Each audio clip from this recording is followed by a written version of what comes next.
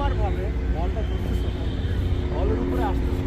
আমাদের যখন high gauge উঠে সেটা আগে দেখতে হয় বল কোথায়, বলটা দেখে তার বলের উপরে যেতে হয়। তারপরে দেন জায়গা নিয়ে হাত বলের কাছে রাখতে হয়, দেন বলটা পড়বে। আমরা বলের উপরে যেতে পারি না, আপনার বল একদিকে আপনার ধরতে লাগবে। আমাদের হাতের অবস্থা কিন্তু জঘন্য, হাতের অবস্থা কি, টেকনিক ভালো না। আমাদের মেন টেকনিকের কারণে আমরা বল ধরতে পারি না। আমরা যখন কাজ যাবে ভুল করবো, বল দেখতেছি স্টপ মাটি ধরলাম, আন্ডারে আমাকে দিয়ে দিই, ও বল ধরলো। যখন থ্রো করবো আমার লিভার এটা বড় বড় বড় করতে হবে, লিভার ছোট হয়ে যায়। লিভার ছোট করে কখনো থ্রো করতে পারবা না। যখন থ্রো করবা শক্তিটা কোন পায়ে আসে, সামনের পায়ে, সামনের পায়ে শক্তিটা আসতে হবে, দেন তারপরে মারবা।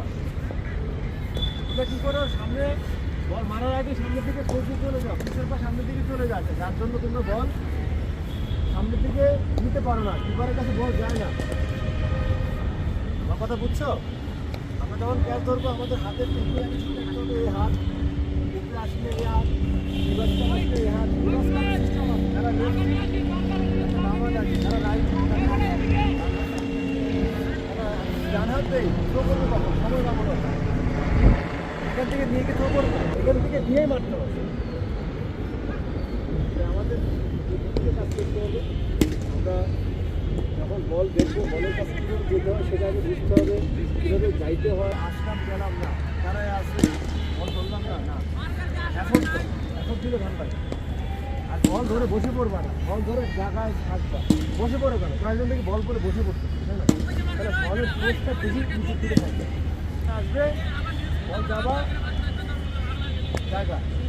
যখন ফ্ল্যাট ক্যাচ বল, যখন রিভার্স কাপ, যখন সাইড অন যাবে আর সাইড অন, কে এরকম দিবে না, তাহলে ইঞ্জুরি হয়ে যাবে, হাত ভেঙে যাবে। আমাদের ধরার কিছু সিস্টেম আছে, এগুলো নিয়ে আমরা কাজ করব। হ্যাঁ, আর কিপার যখন বল ফিরলে বলের কাছে যাবা, তুমি কী করো, বলের কাছে যাও না, বল যেভাবে আসুক তোমাকে বল কী করতে হবে, ম্যানেজ করতে হবে।